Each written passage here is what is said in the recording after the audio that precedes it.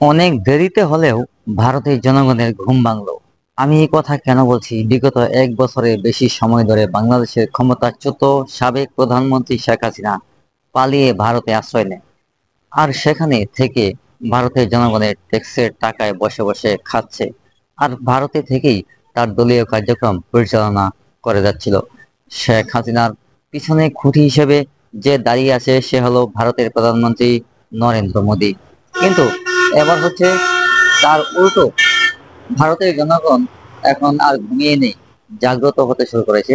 আর তারা বলছে, আমাদের ট্যাক্সের টাকায় বাংলাদেশ থেকে পালিয়ে আসা ক্ষমতাচ্যুত এক মহিলা বসে বসে খাবে, তা আমরা মেনে নেব না।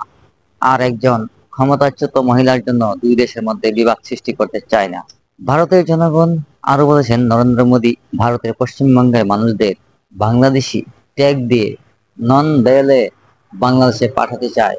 অথচ একজন ক্ষমতাচ্যুত বাংলাদেশের মহিলাকে ভারত সরকার নিজের হেফাজতে রাখছে, যার বিরুদ্ধে মানবতা বিরোধী অপরাধে মামলা রয়েছে, ওয়ারেন্ট জারি করেছে আন্তর্জাতিক ট্রাইব্যুনাল।